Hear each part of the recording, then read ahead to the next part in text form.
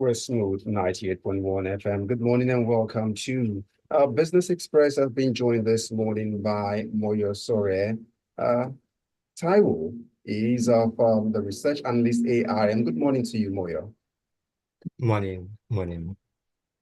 All right, so let's quickly dig into the conversation as it relates the topic, the war between Nigeria's telcos and the banks. Let's begin with how important banks are to Nigeria's economy. Walk us through that. Thank you for that question. Good morning.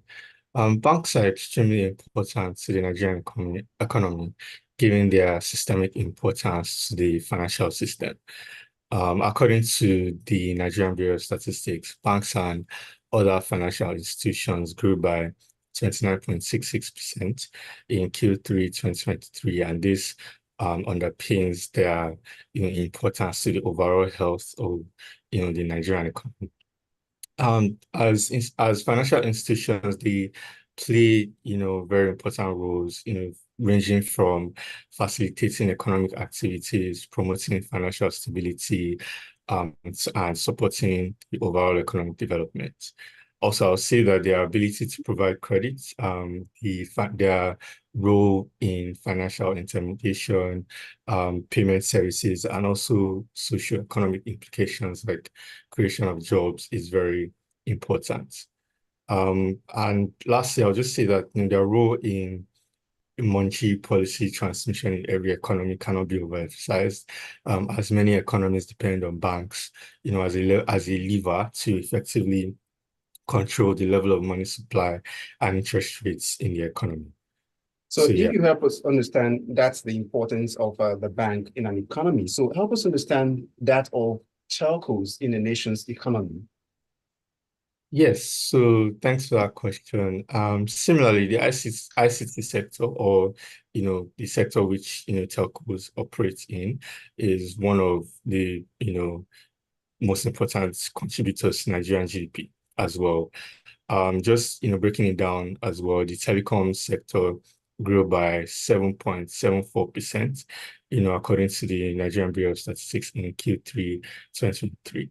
And in addition to the socioeconomic implications, like I mentioned earlier, like creating jobs, and just generally, reducing the unemployment rates, these mobile money operators also, in a bid to make their operations count, seek to contribute to a highly inclusive financial system in Nigeria. Overall digital, disruption, that's the penetration of, internet, and 3G, 4G, 5G services, has made it possible to leverage, the penetration of mobile phones for mobile payments through innovative payment solutions.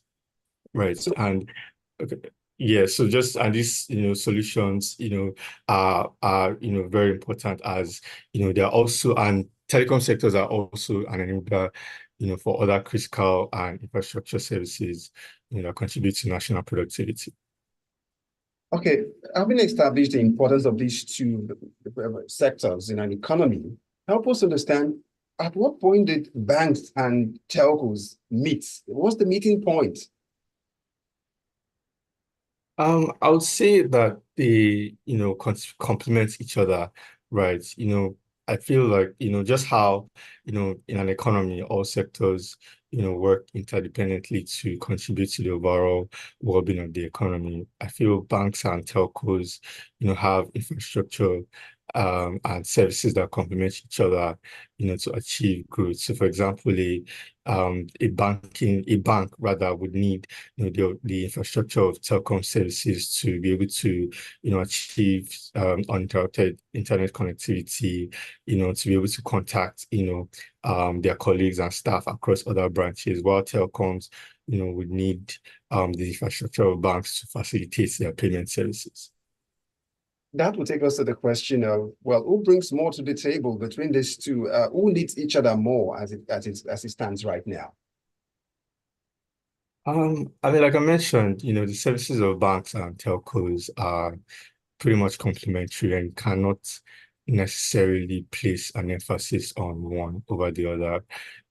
Just like, a telecoms company would need, banking infrastructure to facilitate its payment services. Like, we see the likes of MTN and Airtel, with their mobile money services, and as well as, the other, primary services, when you pay for data, when you buy, credit online, you know, things are built on, the pre-existing banking infrastructure, right?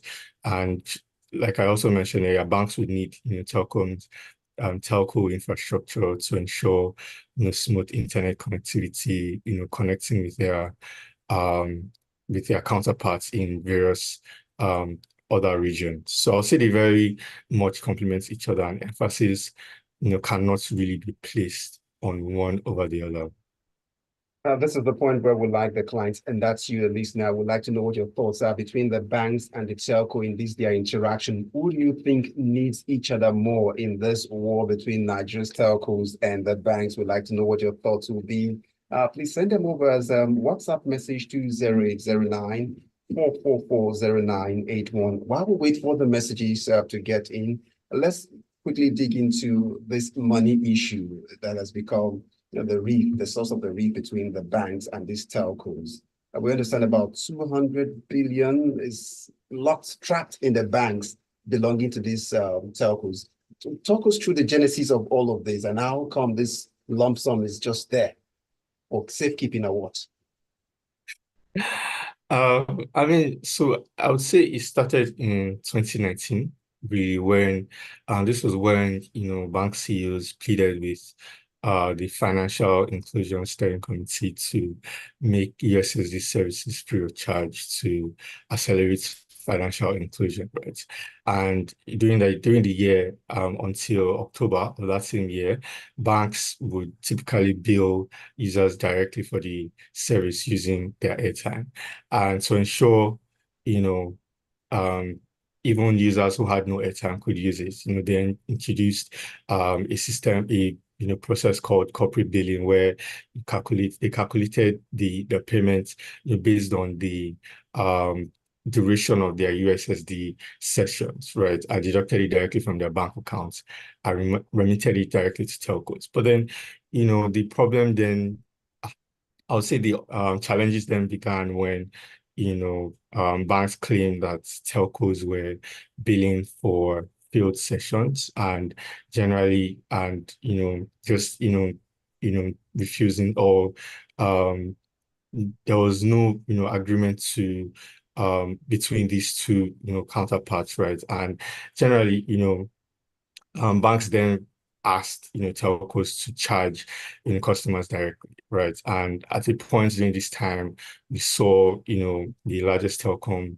company currently, that's MTN, announced plans to bill, users, bill users directly, right? For I think 4 naira for every 20-second USSD transaction. And that was when CBN then, intervened, and they mentioned that this would definitely hurt, the objective of achieving financial inclusion. So as a result, these charges were suspended, and then both the CBN and the NCC, intervened, and an agreement was made it was achieved in 2021, where, the NCC claimed that, or agreed or postulated that USSD services would then be charged at a, flat fee of 6 naira 98 kobo per transaction.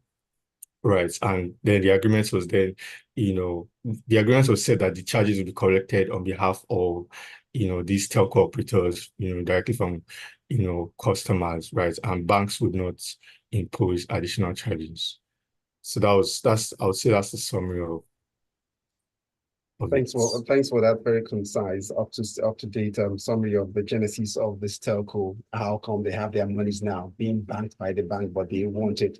But let's walk it to what needs to happen if you can do this for us in about 30 seconds for these telcos to be paid. Yeah, so I would say that it requires, continued intervention by the regulators, right? And the current dispute is just around the technicality, right, on the definition of a transaction, while banks banks agree are, postulating that, fees should be charged after a transaction has been carried out. But, telcos also argue that, it should be charged on a per session basis, right? And, this really has led to the series of, communications from, Outcome, that's the regulatory body for telcos, saying that, telcos will disconnect the services if commensurate payments are not being made. So it just requires continued intervention and dialogue between both parties to achieve an innovative solution.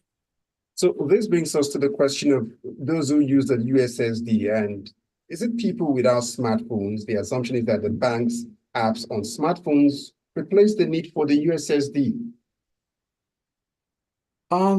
So thanks for that question. So I think, you know, everyone uses USSD, but then because of the increasing adoption of smartphones, improving internet penetration, ease of access, we typically see more traffic, on mobile apps transaction. And for context, right, according to CBN in 2022, USSD transfers accounted for a meager 0.29% of total value of transactions, and this is down from 0.31% recorded in 2021. While mobile app transfers, right, or total value of transactions accounts for 7.17% of total transactions, and this was up and that's in 2022, and this was up from 3.19% in 2021.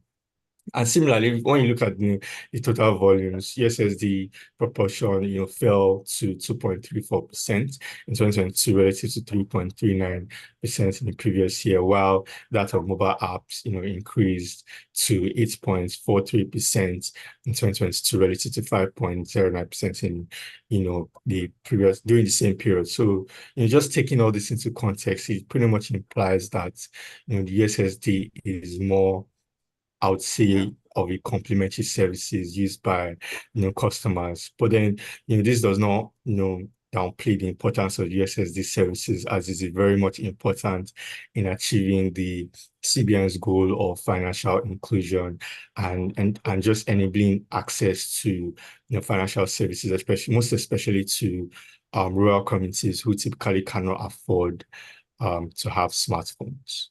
Thank you very much. If you just joined in, it's Business Express, and I'm speaking with Moyosore Taiwo, research analyst at ARM this morning, and helping us wade into the war between the war of the telcos and the banks in Nigeria. Trapped 200 billion in their accounts, and they want payments for that, and it's been able to help us understand the genesis of it. But we've got time for a message. I see Fine Oluboroko's message. It says, between telcos and banks, my take is they need each other badly, like rice and stew. That's my word, rice and stew. So if you feel hungry, come for me. Either way, you spin it. Fine Oluboroko's message. But I want to say thank you so much to you, Moyosore, for your time. Yeah, thank you. Thank you so much. And if you need to go back to this conversation, you can find it on youtube.com/smooth981 FM Lagos. Subscribe and you can go back to past edition. But I tell you, you'll find this conversation very, very useful to understand the genesis between the war of the telcos and the banks. Once again, have a great day, Taiwo. Bye. Thank you. Thank you. Thank you for having me. Focus on the Nigerian economy. Let's see.